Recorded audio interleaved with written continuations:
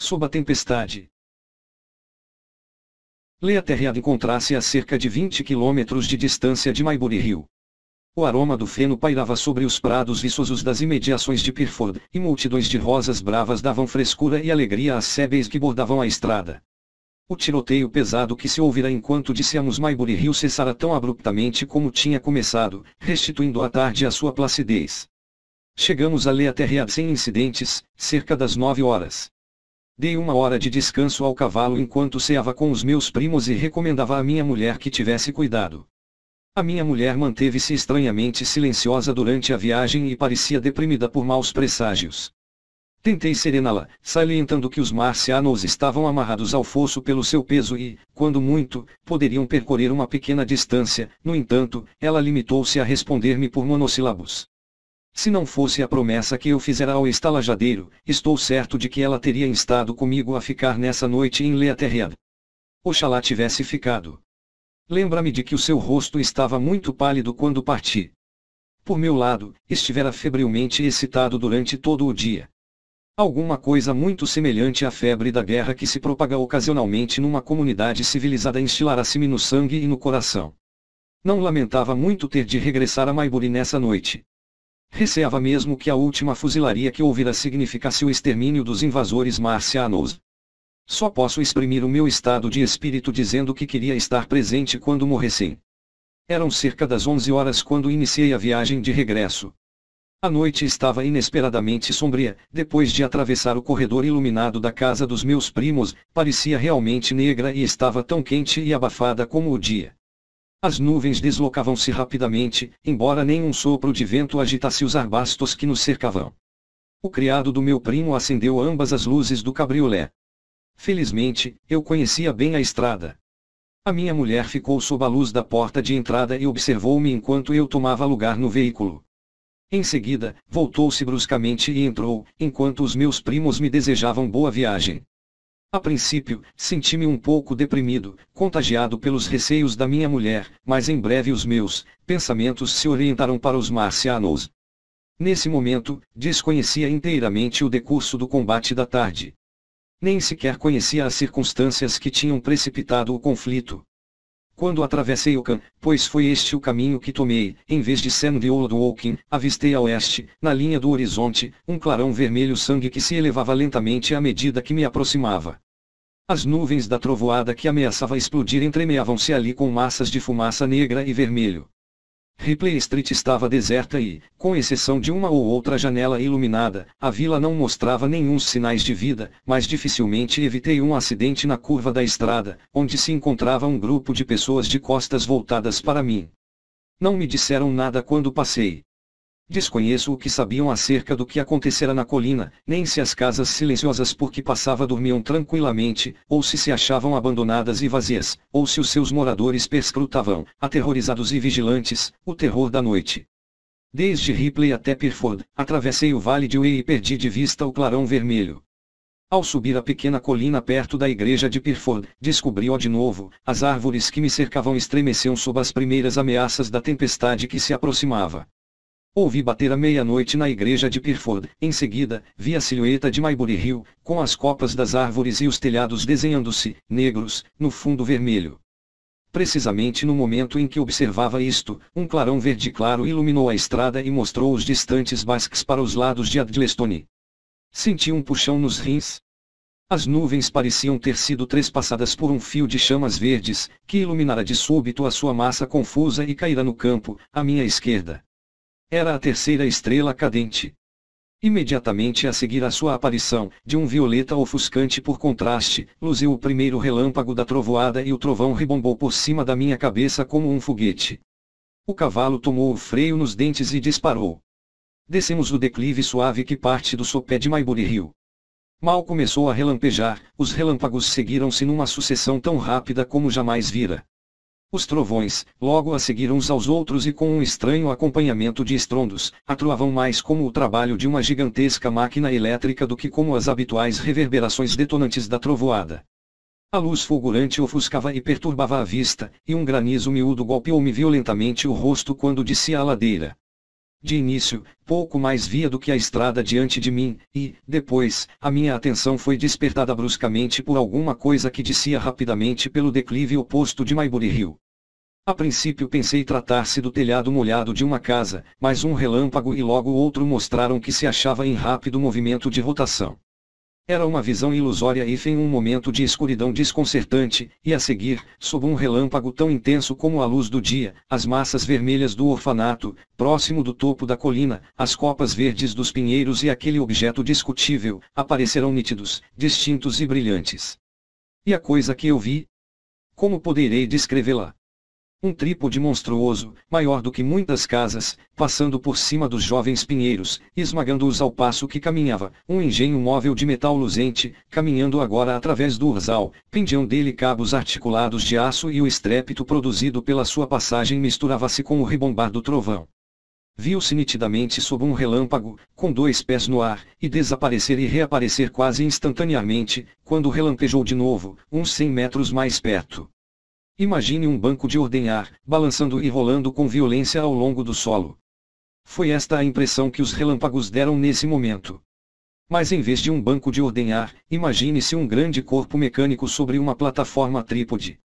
Em seguida, as árvores do pinhal defronte de mim apartaram-se tal como os frágeis jacos são separados por um homem que abre caminho através deles, foram quebrados e empurrados bruscamente, e surgiu um outro trípode enorme, arremetendo, ao que parecia, na minha direção. Eu galopava velozmente ao seu encontro. Ao ver o segundo monstro, o meu sangue frio abandonou-me completamente. Sem parar para fitá-lo de novo, torce com violência a cabeça do cavalo para a direita e, no momento seguinte, o cabriolé saltou por cima do cavalo, os varais partiram-se ruidosamente e eu fui atirado para o lado, caindo pesadamente num charco de água pouco profundo. Saltei para fora quase imediatamente e agachei-me, com os pés ainda dentro de água, debaixo de uma moita de tojo. O cavalo jazia imóvel, partira o pescoço, o pobre animal, e, à luz dos relâmpagos, vi a massa escura do cabriolé virado e a silhueta da roda que continuava a girar lentamente. Nesse mesmo instante o mecanismo passou perto de mim e subiu a colina em direção a Pirford. Visto de perto, o objeto era incrivelmente estranho, pois não se tratava de uma simples máquina insensível seguindo o seu caminho. Era, na realidade, uma máquina cujo passo metálico ressoava e tinha tentáculos compridos, flexíveis e reluzentes. Um deles agarrou um jovem pinheiro, que balançavam e chocalhavam em redor do seu estranho corpo. Escolhia cuidadosamente o seu caminho e o capuz de latão que a sobrepujava movia-se de um lado para o outro, sugerindo uma cabeça a olhar em redor. Atrás da parte principal do corpo achava-se uma massa enorme de metal branco, semelhante a um cesto de pescador, gigantesco, baforadas de fumaça verde esguichavam das juntas dos membros quando o monstro passou ao pé de mim. Desapareceu instantaneamente. E foi esta a visão que tive dele, vagamente, iluminado pela luz fulgurante dos relâmpagos, intervalada por densas sombras negras. Quando passou, soltou um berro entusiástico e atroador que abafou o trovão. Alô! Alô! E, um minuto depois, alcançou o companheiro que se achava a cerca de 1 quilômetro de distância, curvado sobre alguma coisa que ali se encontrava. Não tinha dúvida nenhuma de que essa coisa era o terceiro dos 10 cilindros com que nos tinham alvejado de Marte. Permaneci ali durante alguns minutos, a chuva e as escuras, observando, por sobre o topo das sebes e a luz intermitente dos relâmpagos, estes monstruosos seres de metal que se moviam a uma certa distância. Começara a tombar um granizo miúdo e as figuras deles tornavam-se mais indistintas sob os relâmpagos. De vez em quando havia um intervalo em que não relampejava e a escuridão da noite predominava. Eu estava ensopado de granizo por cima e pela água enlameada, embaixo. Se fosse alguns momentos antes, o espanto faria com que me arrastasse pela ladeira à procura de uma posição mais enxuta, ou pensasse unicamente acerca do iminente perigo que corria. Não muito longe, no bosque, avistei uma pequena cabana de colono, de um só compartimento, bordada por um terreno cultivado por tomatais. Pus-me de pé, por fim, e, agachado e utilizando todas as possibilidades de cobertura, corri na sua direção. Bati a porta, mas não consegui que me ouvissem, se é que havia alguém no interior, e desisti passados alguns momentos. Aproveitando uma vala durante a maior parte do caminho, consegui chegar, sem ser notado por estas máquinas monstruosas, ao pinhal nas imediações de Maybury. Prossegui coberto do pinhal, molhado e a tremer de frio, a caminho de casa. Caminhei entre as árvores, tentando encontrar a vereda.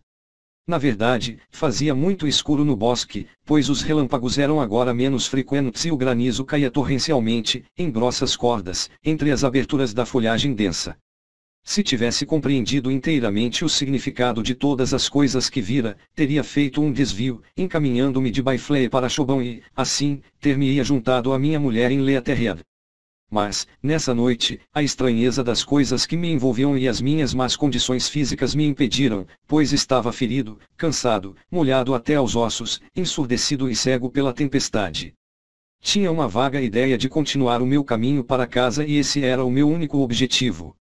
Cambaleava através das árvores, caí numa vala e esfolei os joelhos numa tábua e, finalmente, patinhei na ladeira a seguir ao Khalid Arms. Disse que patinhei, pois a água da chuva estava a arrastar a areia da colina numa torrente enlameada.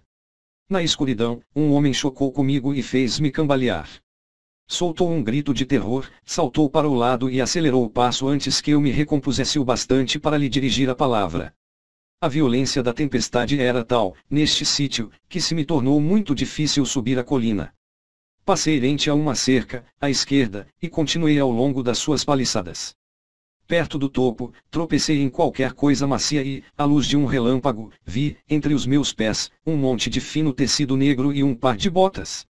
Antes que pudesse distinguir claramente em que estado o homem se achava, a luz desvaneceu-se.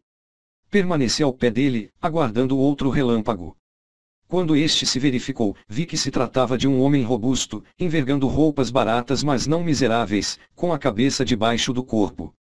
Jazia, amassado, rente à cerca, como se tivesse sido projetado com violência contra ela. Vencendo a repugnância natural de quem nunca tocou num cadáver, curvei-me e voltei-o para palpar-lhe o coração. Estava morto. Aparentemente, partira o pescoço. Relampejou de novo e o seu rosto foi iluminado. Era o proprietário dos Patid Dog, cujo veículo pedira emprestado. Passei cuidadosamente por cima dele e continuei a subir a colina. Passei pelo posto da polícia e pelo Khalid Arms, em direção à minha casa. Não vi nada a arder no declive, embora chegasse ainda, do baldio, um clarão vermelho e um tumulto de fumaça em remoinho, avermelhado, batido pelo granizo. Tanto quanto os relâmpagos me permitiam ver, a maioria das casas das imediações não estava danificada. Próximo do Khalid Arms jazia, no solo, um vulto escuro. Enquanto descia a estrada na direção da ponte de Maybury, ouvia vozes e o ruído de passos, mas não tive coragem de gritar ou de me aproximar. Entrei em casa, utilizando a chave de trinco, cerrei a porta, fechei a chave e tranquei a cambaleia ao pé da escada e sentei-me. A minha imaginação estava povoada por aqueles monstros metálicos e pelo cadáver esmagado contra a cerca. Agachei-me ao fundo das escadas, encostado à parede, tremendo com violência.